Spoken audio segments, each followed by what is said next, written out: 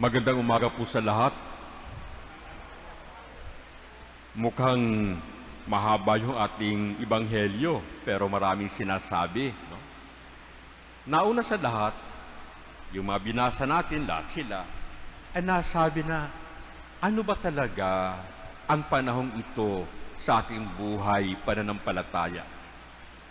Ito'y panahon ng tulad na nangyari sa Israel sa panahon ni Moises, na kung saan ang Panginoon tinawag niya ang bayan ng Israel mula sa pagkalipin patungo sa kalayaan sa pangakong lupa. Ito rin ay katulad ng nangyari kay Abraham, na kung saan si Abraham, pagkatapos na siya ay naging establisado na sa kanyang bayan, ay tinawag ng Panginoon upang sumunod sa Kanya patungo sa isang lupang pangako. Lupang pangako, puno ng pangako, ang buhay pananampalataya ni Moises ng bayang Israel at ni Abraham.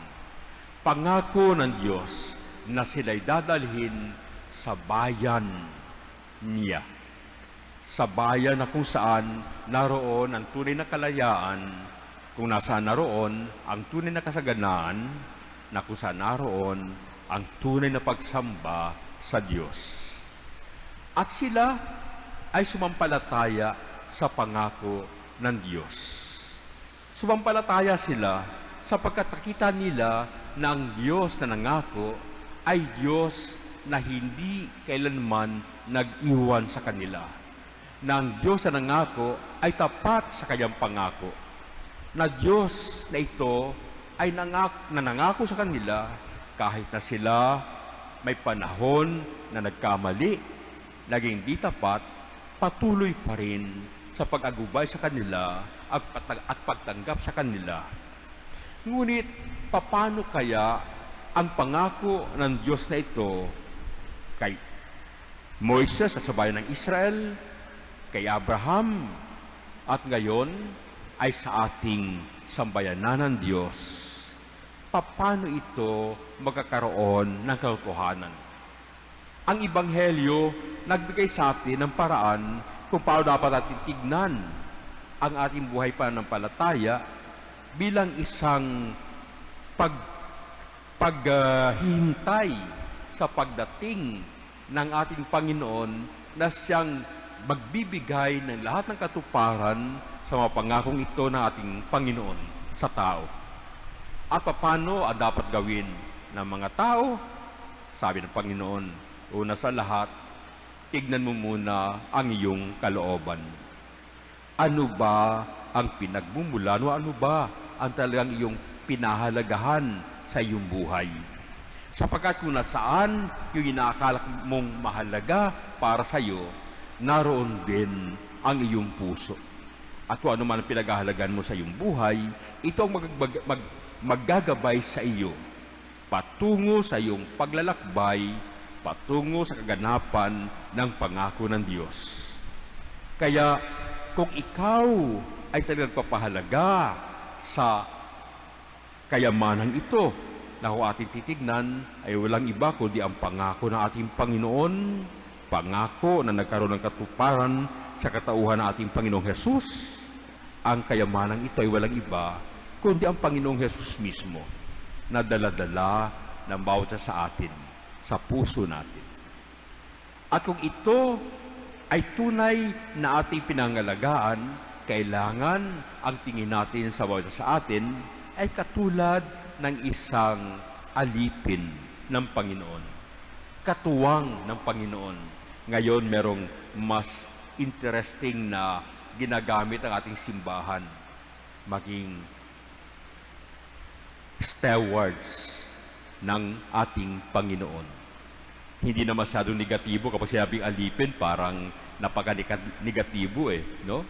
Ngayon, stewards, ibig sabihin, nasa iyo, ikaw ay pinagbigyan ng Panginoon, binigyan ka ng lahat ng mga bagay sa buhay mo at pinagkatiwalaan ka ng Panginoon upang ito'y pangalagaan at ito'y pamahalaan. Sabi nga ng obispong ating kardinal na si Cardinal David, sabi niya, nakatuwa sa Pinoy ang ating salitang ugat sa pamamahala, pagiging stewards, ay doon nakaugnay sa salitang ugat na merong kinalaman sa Diyos. Bathala, bahala, pamamahala. Ito ang ating buhay. Tayo'y namamahala sa kalooban ng Diyos na ibinigay sa atin, sa mga pinagkaloob ng Diyos sa atin. Kaya para sinasabi ng ating kardinal na ang pamahalaan ay isang pinagkatiwalaan ng Diyos upang kanyang pangunahan at kanyang subaybayan ang kanyang sambayanan. Pamahalaan. Ano ang ibig sabihin nito? Maging responsable ka sa anumang papel meron ka sa buhay mo. At iyo laging tignan kung ano talaga ang kalooban ng iyong Panginoon, kung paano mo ito gagawin at paano mo ito isasabuhay sa araw-araw. Ibig sabihin, kailangan ay ating tignan kung ano ba ang kalooban ng Diyos at ito ang ating isagawa sa ating pamamahala, sa ating buhay at sa mga bagay-bagay sa ating buhay. Ngayon, kung ganito, ano ang kabaliktaran nito? Ang kabaliktaran ay kung ito iyong abusuhin. Katulad nga sa Ebanghelyo sinabi na pagkatapos na umalis ang kanyang Panginoon, binugbog niya na yung mga katulad niyang mga alipin. Hindi niya pinakain sa tamang oras. Pinagsamantalahanan niya. Hindi ito ang dapat gawin ng isang tunay na sumasampalataya sa Diyos na nangako sa atin na kung ikaw ay magiging tapat lamang, darating siya.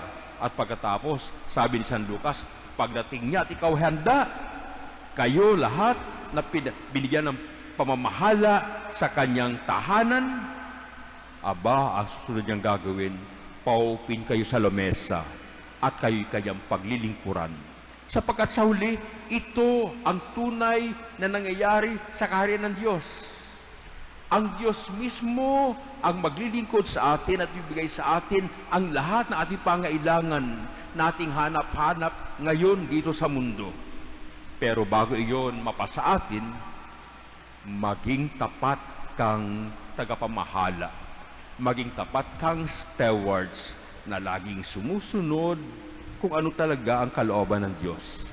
At paano natin magawa ito kung tayo lamang ay nag-aaral kung ano ang kalooban ng Diyos. At saan natin ito mapag-aaralan? Sa ating banal na kasulatan, sa Biblia, sa mga kautusan at mga dokumento ng ating simbahan. Paano natin ito malaman? Sa pamagitan ng ating pagdarasal sa Kanya, sa ating pakikinig sa Kanya. Paano natin malaman ang kalooban ng Diyos? Sa ating pagtingin sa mga nangyayari sa ating kapaligiran at makita natin pangailangan at kung paano natin ito mapupunuan. Kung tayo lamang ay laging naroon sa ating puso ang Panginoon na ating hinahayaang maging tunay na ating kayamanan, magagawa rin nating ibahagi ang mga kabutihang nais niya para sa ating sambayanan. At doon tayo magiging tunay na mabuting tagapamahala. At ito ang magiging ticket natin upang tayo makaupo doon sa lamesa at handaan ng Panginoon na kanyang inihanda sa mga tapat na tagapamahala. Nawa tayo lahat na ito ngayon ay tunay na maging tapat na tagapamahala ng ating Panginoong nagmamahal, nangangako sa atin. Panginoon na tapat at hindi kailanman tayo pabayaan. Amen. Tumayo tayong lahat.